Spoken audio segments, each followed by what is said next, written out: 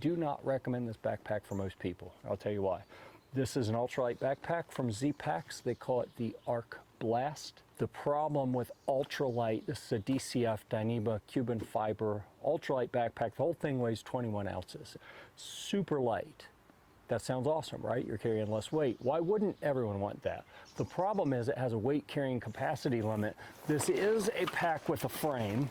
It has these little carbon fiber rods on each side, and then the flat pieces going across the top. There's none at the bottom.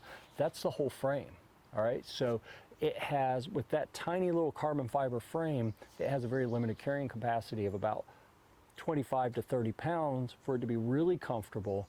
You get up around 35 pounds, you're starting to push the limits of, all right, it's starting to get uncomfortable. When we left base camp, I weighed my pack full of food and 5 liters of water and all my gear. It was 32 pounds. Well within the limit, it was very comfortable. A couple days out on the trail, one of our scouts starts to have some medical issues. He had to come off the trail. We had to divide all of his gear up among the crew, and everyone had to carry extra. I carried an extra 10 or 12 pounds, and that put me closer to 45, 50 pounds. This thing gets really uncomfortable when it gets over about 35 or 40 pounds of weight in it.